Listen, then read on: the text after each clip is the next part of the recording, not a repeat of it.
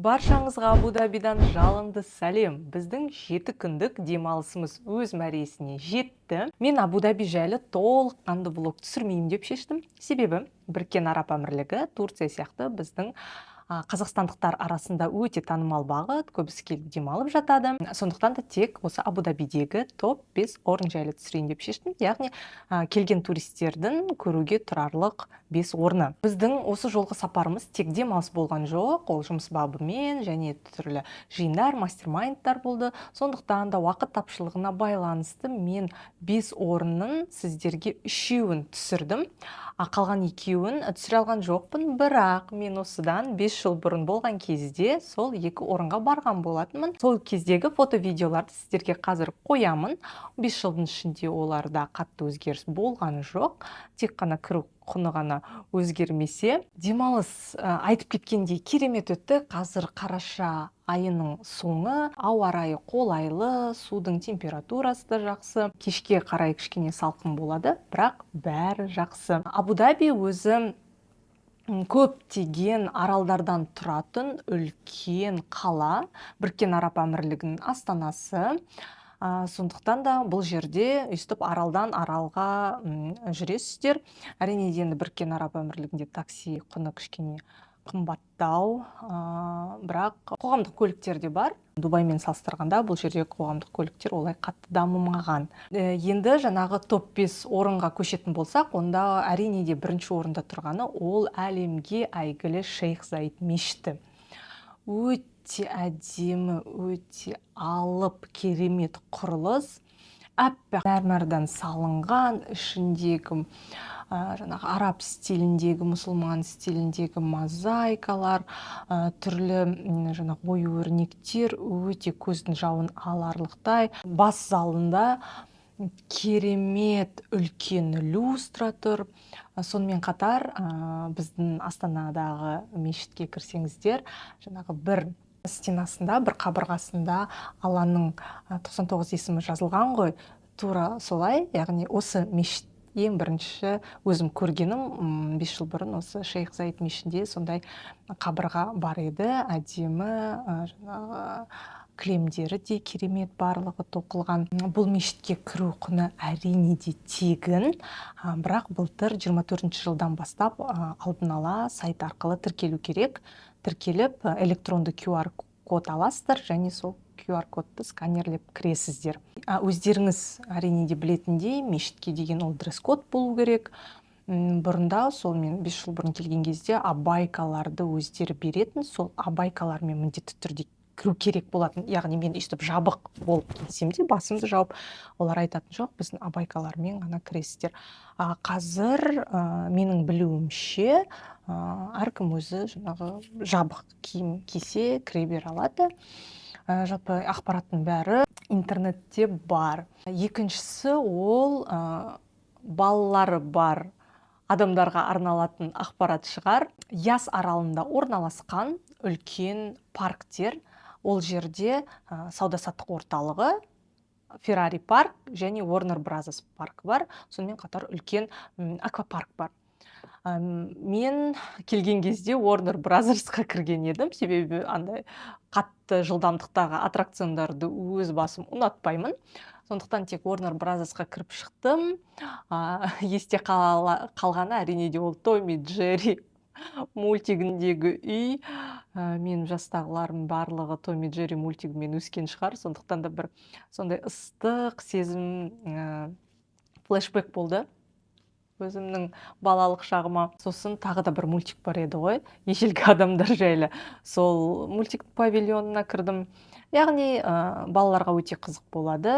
Түрлі аттракциондар, түрлі жаңағы тамақ ішетін орындар, ойнайтын жерлер бар. Бірақ Том и Джерридің аттракционына кіріп масқара, басым айналып, жүрегім айнып, мен енді өзім сондай ұнатпайтын адаммын.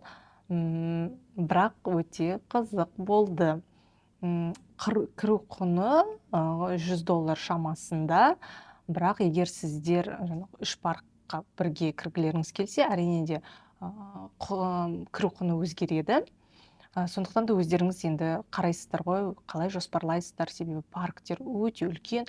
Менің ойымша бір күннің ішінде 3 паркты аралап шығу мүмкін емес сияқты. Енді өздеріңіз талғамыңызға қарай қай жерге кіргілеріңіз келеді, сол парктерге кіресіздер. Себебі Феррари паркты деп керемет деп естіп жатамын. Машиналар ішінде өте жоғары жылдамдықтағы неше түрлі аттракциондар, солай. Сондықтан да осы 2 орын жайлы сіздерге қысқаша өйстіп айтып кеттім. Толыққанды ақпараттың барлығы интернетте бар. Қалған 3 жайлы сіздер келесі видеода көріп кетесіздер. Бүгін біз Абу-Дабидің үлкен сарайына келдік. Президентский дворец. Аль-Каср Ватан ба, білмеймін енді, мен қате айтуым мүмкінмін. Сондай жерге келдік. Өте қатал.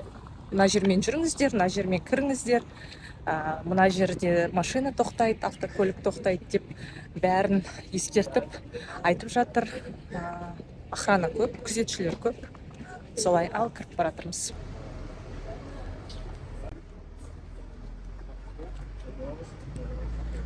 Аппақ әдемі сарайға келдік. Кішкене Шейх Заид мешітіне ұқсап кетеді. Былай сыртынан қараған кезде.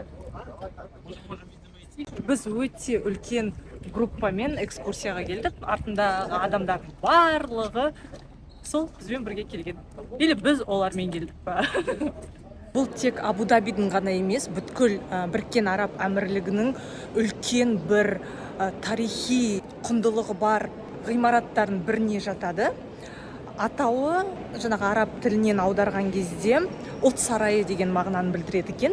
Бұл сарай 2019 жылға дейін жабық болды. Яғни әлгінге дейін де бұл жерде жаңағы үлкен лауазымды тұлғалар, қонақтар келген кезде қабылдау жүргізіп жатады. Яғни қабылдайтын үлкен сарай қонақтарды. Бірақ сол 19 жылы туристерге де ашыпты. Сол кезден бастап біз сияқты туристер осындай керемет зәулім құрылысты өз көзімен көре алады. Қараңыздар қасымда. Енді масштабы деген масқара, барлығы ақ мәрмәрдан жасалған, алтынмен жалатылған, айтып кеткендей, биіктігі өте жоғары. Туристерге арналған бірнеше залы бар екен, ашық. Сол қазір залдарын түсіріп шығамын. Артында library, яғни библиотека, кітапхана деп жазылып тұр. Осы жаққа жол жүреміз. Ішінде мындай ашық түсті барлығы жасалған. Қараңыздар, артында хрустальдан жасалған үлкен шамдар, люстралар, араб мозаикасы барлық жерде. Міне, артында да мозаикаларды көрсеңіздер болады. Тап-таза, аппақ, зәулім, үлкен, биік деп осындай теңеу бере аламын. Абу-Дабидің тағы да бір ерекше жері Тимлаб феномена деген жерге келдік.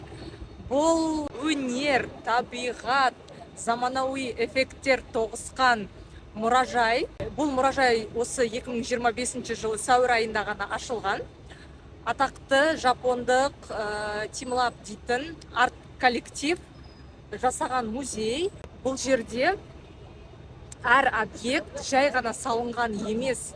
Объект, яғни сен осы мұражайдың, музейдің бір бөлігі ретінде тоғысып кетесің. Барлық объектілермен бірге бір толқында боласың, себебі сенің қимылыңа, қасындағы адамдардың қимылына, жүрісіне байланысты ішіндегі барлық объекттер де өзгереді. Бұл цифровой, яғни сандық музей, бір болашаққа кеткендей сезімде боласың.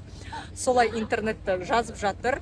Осыдан 2 жыл бұрын Ая университетін Дубайдағы музейға барған болатым. Соған ұқсас сияқты деп өзім ойлап тұрмын. Мен кіріп шықтым. Не үшін мен шығып кеттім? Шынымен де бұл музей жайлы отзывтар керемет, бір әсерлі, күшті болып шығасын деп жатыр, бірақ өкінішке орай мен ішінде бола алмадым. Себебі мен жабық, кішкентай, тар, қараңғы пространстволардан қорқамын. Өзім сондай қорқыныш сезімім бар. Ауа жетпей, тахикардия, жүрек соғысым көтеріліп, қысылып кетем. Қазір далада қалған группаны күтіп отырмын. Оларға менің YouTube арнама күшті видео түсіріңіздер деп тапсырыс бердім де шығып кеттім. Енді осыдан кейін Луврға баратын шығармын. Лувр менің білуімше жарық, биік, ғимарат әдемі. Сол жаққа барып түсірем. Гаухар осылай айтты екен деп қорқып жүрмеңіздер. Енді мен өзімнің сондай ерекшелігім бар.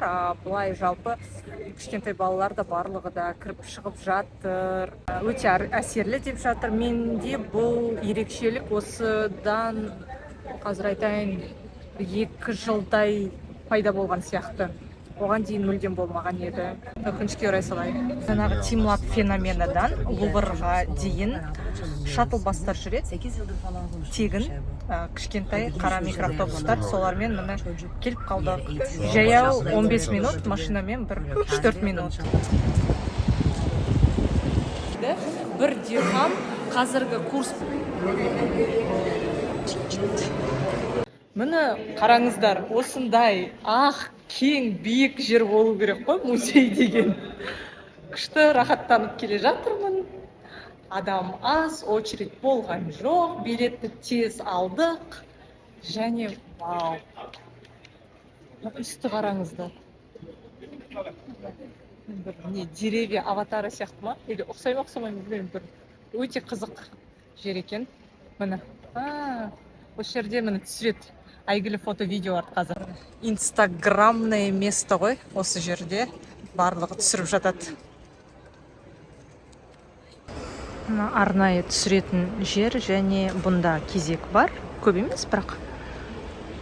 Және ар жақтан тұрып суретке түсіреді. Сурет видеоға. Музейдің тағы бір ұнағаны бұл ашық даладағы сияқты қылдырып салынған. Яғни ең бірінші көзге түсетін ол мынандай металдан жасалған аспан. Бұның тесіктерінен әдемі күн сәулесі түседі. Күн сәулелерінен жаңбырдың құбылысы ретінде әдемі көрініс береді. Және артында мұны көрдіңіздер ме, жаңағыдай көрсеткендей көптеген ашық суға көріністер бар. Аспан астындағы мына коридормен келе жатып, залдарға кіресіздер, залдардың номерлары бар. Біз Леонардо да Винчидің бір картинасы жайлы сұрап едік. Ол қайтып Луврға кетіп қалыпты. Кейбір экспонаттарды сол Париждегі Луврдан алып келіп, мұнда қояды екен. Бірақ осын алдыңдағы аптада алып кетіпті. Мұны қараңыздар, мына жерде нақты көрсетілген, түсінікті. Яғни барлық музей суда орналасқан. Мынау жаңағы металл аспан. Және мына жерлерінен шығып, жаңағы суретке түсуге болады әдемі. Мұнан барлығы залдар, әрбір залға кіріп шығасын. Ой, шықтық, ішіне кірсең, лабиринт сияқты бір залдан бір залға жүре береді екенсің, жалғасып. Солай, ұнады. Келіп қарауға болады. Өнерді сүйетін, түсінетін, тарихтан хабар бар адамдар міндетті түрде келіп қараңыздар. Мына есіктердің барлығы жақындаған кезде өзінен өзі автоматикалық түрде ашылып жабылады, және бұл есіктердің барлығы бронированный.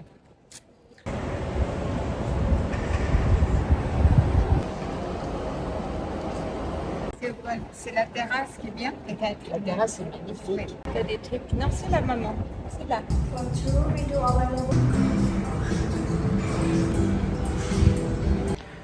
Мынандай раковина көрдіңіздер ме? Мен жоқ. Бірінші рет көріп тұрмын. Осылай суалған. Нан комплимент және салат. Тез алып кел. Нан мен май жеп отырмын.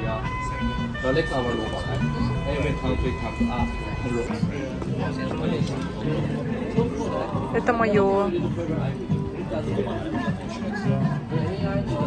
Мен тамағым лингвини лобстердің етімен. Жақсы ұнап жатыр, дәмді. Балықтың дәмін көрейін деп жатырмын.